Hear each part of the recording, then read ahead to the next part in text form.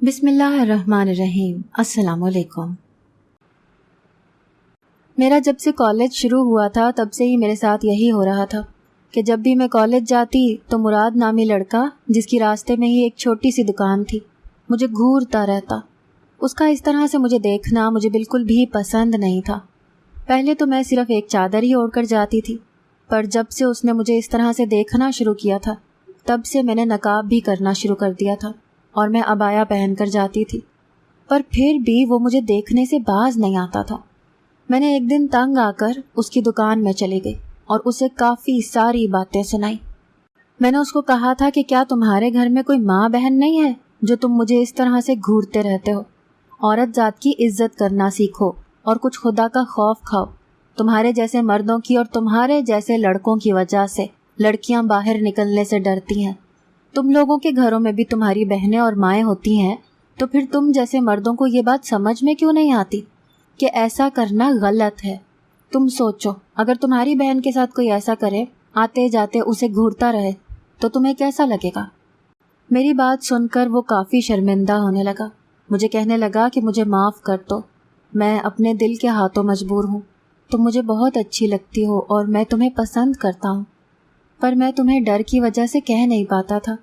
مجھے پتا تھا کہ تم ایسے ہی بیچ سڑک میں شور مچانا شروع کر دو گی، اور اس طرح سے میں ہونے نہیں دینا چاہتا تھا، کیونکہ مجھے بھی تمہاری عزت کی پرواہ تھی، اور مجھے لگتا تھا کہ اس طرح میرا تم سے کچھ بھی کہنا راستے میں اچھی بات نہیں ہوگی۔ اس نے کہا کہ تم نے اچھا کیا جو تم میری دکان پر چلی گئیں۔ میں تم سے شادی کرنا چاہتا ہوں، تمہارے گھر اپنا رشتہ بھیجنا چاہتا ہوں۔ اس نے مجھے کہا تھا کہ اگر میں بھی تمہیں اچھا لگتا ہوں تو مجھے تمہارے جواب کا انتظار رہے گا، اور تمہارے جواب کے بعد ہی میں کوئی قدم اٹھاؤں گا۔ اس کی باتیں سن کر تو مجھے ایسے ہی لگ رہا تھا کہ یہ لڑکا جھوٹ نہیں بول رہا، اور اس کی آنکھوں میں مجھے صاف صاف سچائی دکھائی دے رہی تھی۔ میں نے اسے اس بات کا کوئی جواب تو نہیں دیا۔ بغیر جواب دیے ہی میں وہاں سے واپس آ گئی اور کالج چلی گئی۔ جب میں کالج گئی تو وہاں پر بھی میرا خیال صرف اسی لڑکے کی طرف تھا، کیونکہ اس کی باتیں میرے ذہن میں گھوم رہی تھیں، اور اس دن میرا دل بالکل بھی پڑھائی میں نہیں لگا تھا۔ اس دن میں کالج سے جلدی ہی گھر چلی گئی اور صرف اس بات پر سوچتی رہی کہ ہو سکتا ہے کہ مراد سچ کہہ رہا ہو، مجھ سے شادی کرنا چاہتا ہو، کیونکہ میں اب یہی چاہتی تھی کہ میرے لیے جیسا بھی ہو بس کوئی رشتہ آ جائے۔ میرے ماں باپ کو میری بہت زیادہ فکر رہتی تھی، اور میرے 2 رشتے پہلے ہی ٹوٹ چکے تھے، جس کی وجہ سے اب میرا کوئی رشتہ بھی نہیں آتا تھا، اور اس بات سے امی بہت زیادہ پریشان رہتی تھیں۔ میں نے فیصلہ کر لیا کہ میں مراد سے اس بارے میں مزید بات کروں گی۔ اگلے دن کالج جاتے وقت میں مراد کی دکان پر چلی گئی۔ اس کو بولا کہ اگر تم مجھ سے سچ میں شادی کرنا چاہتے ہو تو تم اپنے ماں باپ کو میرے گھر رشتہ لینے کے لیے بھیج دو۔ مراد نے مجھے یقین دلا دیا کہ میں سچ میں تم سے شادی کرنا چاہتا ہوں، اور میری محبت بالکل سچی ہے۔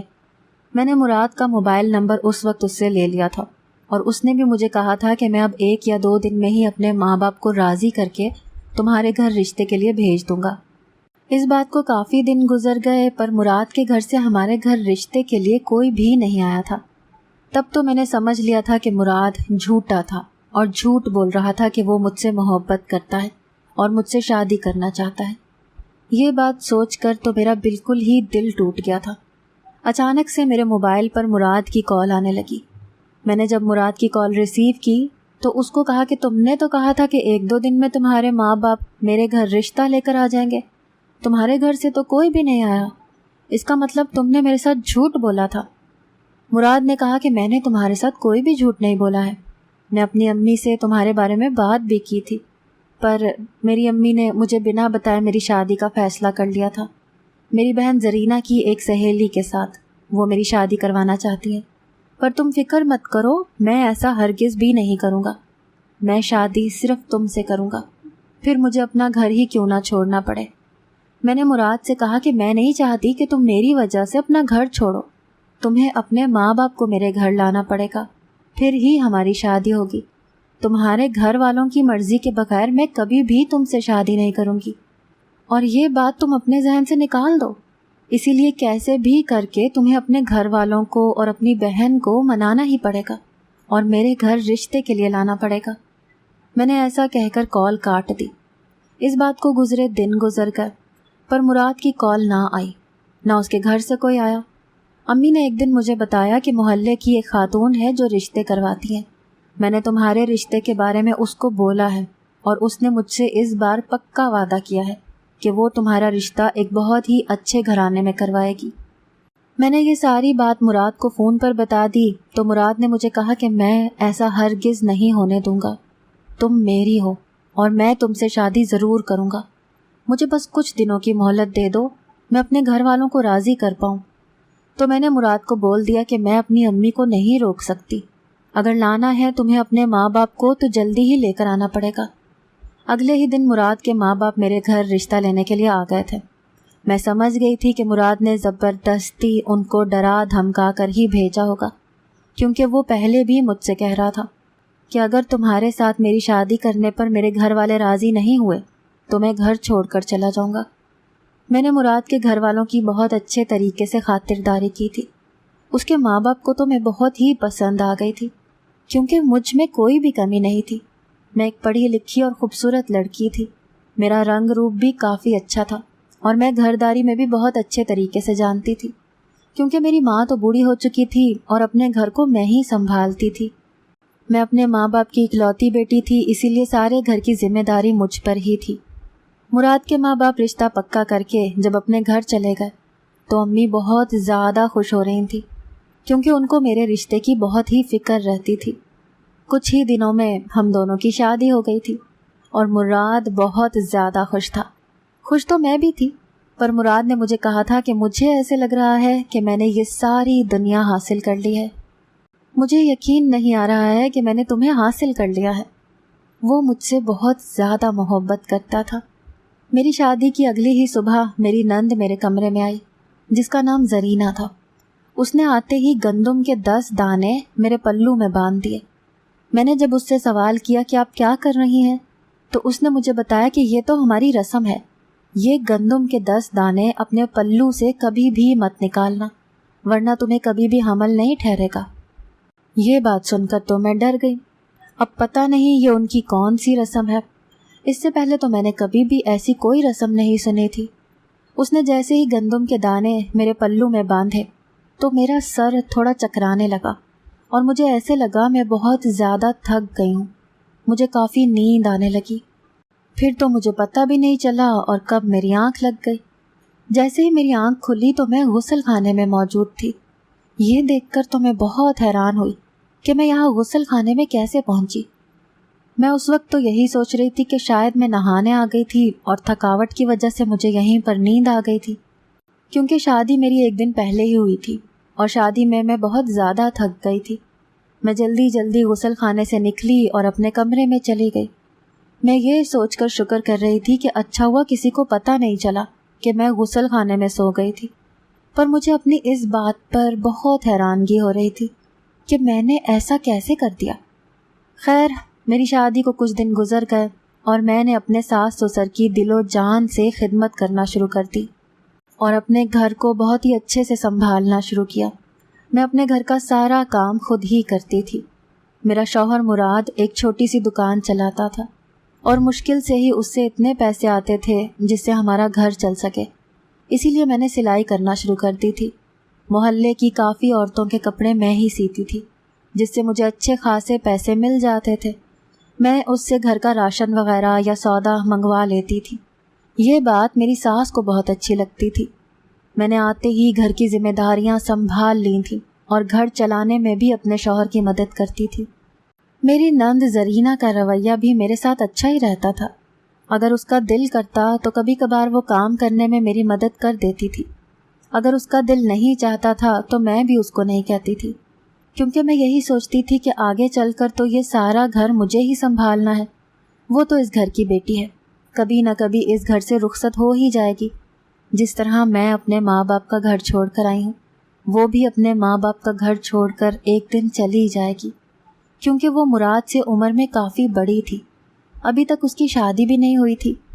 میری شادی کو جب 7 دن پورے ہو گئے تو ایک بار پھر میری نند زرینہ میرے کمرے میں آئی، پھر سے گندم کے کچھ دانے لے کر آئی۔ مجھے کہنے لگی، بھابھی جان، میں آپ کے لیے پھر سے گندم کے دانے لے کر آئی ہوں اور میں خود ہی آپ کے پلوں میں باندھوں گی، پچھلی بار کی طرح۔ کیونکہ میں جلد از جلد پھپھو بننا چاہتی ہوں، اور یہ دم کیے ہوئے گندم کے دانے ہیں۔ آپ اپنے کسی بھی دوپٹے کے پلو سے یہ گندم کے دانے مت نکالنا۔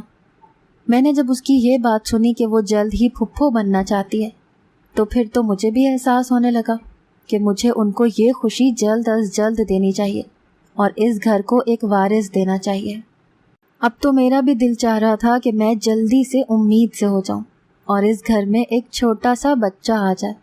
اسی لیے میں نے وہ گندم کے دانے اپنے پلو میں باندھ لیے، اور پھر سے مجھے وہی محسوس ہونے لگا کہ جیسے میں بہت تھک گئی ہوں اور مجھے بہت نیند آ رہی ہے، اور پھر میں اپنے بستر پر لیٹ گئی۔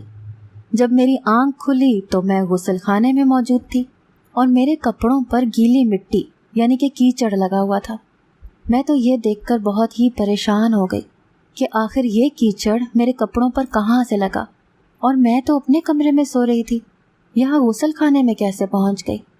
یہ مسئلہ بھی کچھ ایسا تھا کہ میں کسی کو بتا بھی نہیں پا رہی تھی کہ میں کیسے کسی کو کہتی کہ میں اپنے کمرے میں سو جاتی ہوں اور غسل خانے میں پہنچ جاتی ہوں۔ جس کو بھی میں یہ بات بتاتی تو وہ مجھ پر ہنسنے لگتا اور مجھے کہنے لگتا کہ تم پاگل ہو گئی ہو، ایسا کسی کے ساتھ بھی نہیں ہوتا تو تمہارے ساتھ کیوں ہوگا؟ میں تو اب پریشان رہنے لگی تھی کیونکہ یہ دوسری مرتبہ میرے ساتھ ہوا تھا۔ میں غسل خانے سے نکل کر اپنے کمرے میں چلی گئی۔ مجھے پتہ نہیں کیوں پیٹ میں تھوڑا درد محسوس ہونے لگا، اور مجھے تو اپنا پیٹ تھوڑا بڑا بھی لگ رہا تھا۔ میرے درد کی شدت آہستہ آہستہ بڑھتی جا رہی تھی اور مجھ سے اب بالکل برداشت بھی نہیں ہو رہا تھا۔ مراد بھی دکان پر تھا۔ میں اپنی ساس کے پاس چلی گئی اور اس کو جا کر بتایا کہ مجھے پتہ نہیں کیوں پیٹ میں بہت زیادہ درد ہو رہا ہے اور میرا پیٹ تھوڑا بڑا بھی ہو گیا ہے۔ میری ساس نے مجھے کہا کہ بیٹا، پریشانی کی کوئی بھی بات نہیں ہے، تم نے کوئی ایسی چیز کھا لی ہوگی جس کی وجہ سے تمہارے پیٹ میں درد ہو گیا ہے۔ اس نے ایک پھکی مجھے کھلائی۔ وہ پھکی کھانے سے میرے درد میں تو کافی فرق آ گیا اور مجھے آرام مل گیا، پر میرا پیٹ دن بدن بڑا ہوتا جا رہا تھا، جس کی وجہ سے میں بہت زیادہ پریشان تھی۔ میں نے مراد سے بھی کہا کہ وہ مجھے ڈاکٹر کے پاس لے جائے۔ پھر ڈاکٹر نے کچھ دوائیاں لکھ کر دیں۔ میرا الٹرا ساؤنڈ بھی کیا۔ الٹرا ساؤنڈ کی رپورٹ تو بالکل کلیئر تھی، اس میں کچھ بھی ایسا نہیں تھا کہ جس کی وجہ سے میرا پیٹ بڑا ہو جائے۔ ڈاکٹر کی دوائیوں سے تو مجھے بالکل بھی آرام نہیں آ رہا تھا۔ میں دن بدن کمزور ہوتی جا رہی تھی۔ مراد کو بھی میری بہت زیادہ فکر رہنے لگی تھی۔ ایک دن میری امی مجھ سے ملنے آئیں اور ان سے تو میرا یہ حال بالکل بھی نہیں دیکھا گیا۔ وہ تو مجھے دیکھ کر بہت ہی زیادہ رونے لگی۔ مجھے کہنے لگیں کہ میری بیٹی، تمہیں کیا ہو گیا ہے؟ اور پھر میری ساس سے اجازت لینے لگی۔ میری امی نے میری ساس سے کہا کہ میں اپنی بیٹی کو اپنے گھر لے جاؤں، وہیں پر اس کا علاج کرواؤں گی، آپ اس کو کچھ دنوں کے لیے اجازت دے دیں۔ میری ساس نے تو مجھے اجازت دے دی، پر میری نند پتہ نہیں کیوں بہت زیادہ پریشان ہونے لگی۔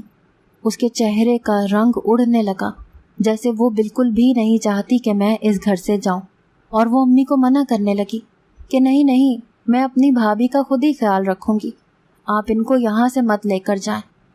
مجھے یہ بات دیکھ کر تو بہت ہی خوشی ہو رہی تھی کہ میری نند کو میری فکر ہے، پر میں خود بھی امی کے ساتھ جانا چاہتی تھی کیونکہ میری طبیعت بہت زیادہ بگڑ گئی تھی، اور میں اپنی ساس اور اپنی نند پر بوجھ نہیں بننا چاہتی تھی کیونکہ میں بستر پر آ گئی تھی، مجھ سے اٹھا بھی نہیں جاتا تھا۔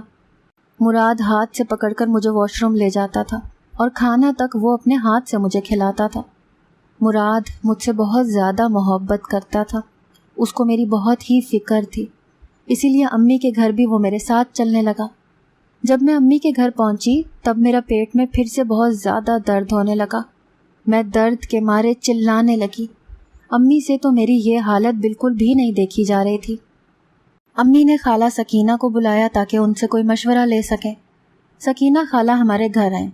جب انہوں نے میری حالت دیکھی تو امی کو کہنے لگی کہ مجھے نہیں لگتا کہ تمہاری بیٹی کو کوئی بیماری ہے، مجھے تو کوئی اور ہی چکر لگتا ہے۔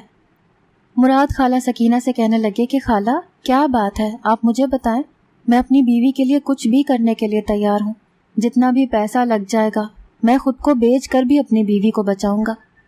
سکینہ خالہ امی اور مراد سے کہنے لگی کہ تم اس کو شہر سے تھوڑا دور جو عامل بابا رہتے ہیں، اس کا آستانہ ایک کچے علاقے میں ہے، اس کے پاس لے جاؤ، وہاں پر بہت سارے لوگ شفا پا جاتے ہیں، ان کے صرف ایک دم کرنے کی دیر ہوتی ہے اور مریض بالکل ٹھیک ہو جاتا ہے۔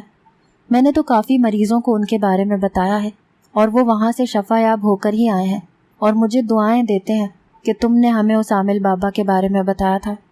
مراد نے تو اسی وقت ٹیکسی ڈرائیور کو فون کیا اور جلدی میں ہی اس کو آنے کے لیے کہا۔ جب ٹیکسی ہمارے دروازے پر آ گئی تو مراد نے اپنے ہاتھوں میں اٹھا کر مجھے ٹیکسی میں بٹھایا اور امی اور سکینہ خالہ کو ساتھ لے کر مجھے اس عامل بابا کے پاس لے گئے۔ عامل بابا نے جیسے ہی مجھ پر دم کرنا شروع کیا، مجھے ایسا محسوس ہو رہا تھا جیسے میرے جسم سے بہت ہی بھاری چیز دور ہوتی جا رہی ہے اور مجھے بہت سکون ملتا محسوس ہو رہا تھا۔ عامل بابا نے مجھے کہا کہ 7 دن مسلسل مجھے ان کے پاس دم کروانے کے لیے آنا پڑے گا۔ جب امی نے عامل بابا سے پوچھا کہ میری بیٹی کو آخر ایسا کیوں ہوا ہے جس کی وجہ سے اس کا پیٹ اتنا بڑھ گیا ہے، تو عامل بابا نے ان کو بتایا کہ اس پر کالا جادو کروایا گیا ہے۔ اگر آپ لوگ اس وقت اس کو میرے پاس لے کر نہ آتے تو 7 دنوں کے اندر اندر یہ مر جاتی۔ یہ باتیں سن کر تو میں بہت ہی زیادہ حیران ہونے لگی اور پریشان بھی کہ یہ عامل بابا کیا کہہ رہے ہیں۔ میرے ساتھ آخر کون کالا جادو کروا سکتا ہے، کیونکہ میں کسی کے بھی بارے میں کچھ نہیں کہہ سکتی تھی کہ یہ انسان میرا دشمن ہے۔ مجھے تو کبھی کسی نے کوئی نقصان نہیں پہنچایا، تو آخر اتنا بڑا نقصان مجھے کیسے کوئی پہنچا سکتا تھا؟ مجھے بالکل بھی اس بات پر یقین نہیں آ رہا تھا۔ عامل بابا نے مجھے دم کیا ہوا پانی دیا اور امی کو کہا کہ میں جب بھی نہاؤں اس پانی کو میرے نہانے والے پانی میں تھوڑا سا ملا دے۔ پھر ہم گھر واپس آ گئے۔ مراد نے مجھے اسی وقت کہا کہ جس نے بھی تمہیں یہ تکلیف پہنچائی ہے میں اسے کبھی بھی معاف نہیں کروں گا اور میں اس سے اس بات کا بدلہ ضرور لوں گا۔ مراد نے مجھے کہا کہ تم یاد کرنے کی کوشش کرو، ہو سکتا ہے تمہارے ساتھ کچھ ایسا ہوا ہو جس سے تمہیں پتہ چل جائے کہ کالا جادو تم پر کس نے کیا ہے۔ پر مجھے یاد کرنے پر بھی کچھ بھی یاد نہیں آ رہا تھا، کیونکہ میری شادی کو تو 2 مہینے گزر گئے تھے اور عامل بابا نے کہا تھا کہ 2 مہینوں کے اندر اندر ہی مجھ پر یہ کالا جادو کیا گیا ہے۔ اور شادی کے بعد تو نہ مجھ سے کوئی ملنے آیا تھا نہ میں کسی سے ملنے گئی تھی۔ مراد جب اپنی دکان پر چلا گیا تو امی نے مجھ سے میرے گھر والوں کے بارے میں پوچھا تاکہ میری ساس اور میری نند کا رویہ میرے ساتھ کیسا ہے، کیا مجھے ان پر شک ہے؟ پر میں نے امی کو صاف بتا دیا کہ میری ساس اور میری نند میرا بہت زیادہ خیال رکھتی ہیں، وہ میرے ساتھ آخر ایسا کیوں کریں گی؟ مجھے ان سے کوئی بھی شکایت نہیں ہے۔ اور آپ نے آج یہ بات سوچی ہے، آئندہ کبھی بھی اپنی زبان پر یہ بات مت لائیے گا۔ اگر مراد نے یہ بات سن لی تو انہیں بہت ہی زیادہ دکھ ہوگا۔ ہم نے عامل بابا سے 6 دم جب مکمل کروا لیے اور انہوں نے بس آخری بار ہمیں واپس آنے کے لیے کہا تو مراد نے ان سے پوچھا کہ کیا ہمیں یہ بات معلوم ہو سکتی ہے کہ میری بیوی کے ساتھ آخر کالا جادو کس نے کروایا ہے؟ عامل بابا نے مراد کو کہا تھا کہ جب آپ 7ویں بار دم کروانے واپس آؤ گے تو میں آپ کو دکھا دوں گا، اور عامل بابا نے اب ہمیں 7 دن کے بعد آنے کا کہا تھا۔ جب ہم ٹیکسی میں بیٹھ کر جانے لگے تب میں نے مراد کو کہا کہ اب تو میری طبیعت بھی پہلے سے کافی بہتر ہے، اب ہم اپنے گھر واپس چلتے ہیں، کیونکہ میری ساس کو بھی میری بہت زیادہ فکر تھی اور کافی دن ہو گئے تھے مراد بھی اپنے گھر واپس نہیں گیا تھا، وہ بھی میرے ساتھ میری امی کے گھر پر ہی ساتھ رکا ہوا تھا۔ تو مراد نے بھی کہا کہ ٹھیک ہے، ہم اپنے گھر واپس چلتے ہیں۔ جب میں اپنے گھر گئی تو میری ساس نے مجھے گلے لگایا، مجھے کہا کہ بیٹی میں نے تو تمہارے لیے بہت زیادہ دعائیں مانگی کہ اللہ پاک تمہیں ٹھیک کرتے اور تم اپنے گھر میں واپس آ جاؤ۔ میں یہ دیکھ کر کافی خوش ہوئی کہ میری ساس کو میری بہت زیادہ فکر تھی، پر مجھے ایسے لگ رہا تھا کہ میری نند کو میرے واپس آنے پر ذرا سی بھی خوشی محسوس نہیں ہوئی۔ وہ تو اٹھ کر میرے پاس تک نہیں آئے۔ مجھے تھوڑی حیرانی ہو رہی تھی، کیونکہ جب میں امی کے گھر جا رہی تھی تب تو وہ ایسا بول رہی تھی کہ میں تمہاری خدمت کروں گی، تم مت جاؤ، پر اب اس کا رویہ پتہ نہیں کیوں مجھے تھوڑا بدلا بدلا محسوس ہو رہا تھا۔ میری ساس نے جب مراد سے پوچھا کہ عامل بابا نے کیا کہا ہے تو مراد نے سارا قصہ میری ساس کو سنایا، تو میری ساس بھی یہی کہنے لگی کہ آخر کون ہو سکتا ہے جو میری بہو پر کالا جادو کروائے؟ یا اللہ بیڑا غرق کرے ان لوگوں کا جو میرے گھر کی خوشیوں کو برباد کر رہے ہیں۔ مراد نے میری ساس کو بتایا کہ عامل بابا نے پانی دم کیا ہوا دیا ہے جو کہ روز جویریہ کو پلانا ہے، اور جس پانی سے یہ نہائے گی اس پانی میں تھوڑا سا یہ پانی بھی ملا دینا ہے۔ تو میری ساس نے مراد سے کہا کہ اب یہ میری ذمہ داری ہے، میں خود اپنی بہو کو یہ پانی بھی پلاؤں گی اور اس کو نہانے کے پانی میں یہ پانی بھی ملا کر دوں گی. تم بے فکر ہو جاؤ کیونکہ تم بھی مجھے بہت تھکے ہوئے لگ رہے ہو اور تمہیں بھی تو جویریہ بہو کی فکر نے تھکا دیا ہے. میری ساس نے مراد سے کہا کہ تم اندر جا کر سو جاؤ، میں اپنی بہو کے ساتھ تھوڑی دیر باتیں کرنا چاہتی ہوں کیونکہ یہ کافی دنوں کے بعد واپس آئی ہے. مجھے اس کی بہت زیادہ یاد آتی تھی. مراد اپنے کمرے میں جا کر سونے لگا. تب میری نند میرے پاس آئی. مجھے کہنے لگی، بھابھی کیا آپ کو کسی پر شک ہے کہ آپ کے ساتھ کالا جادو کس نے کروایا ہے؟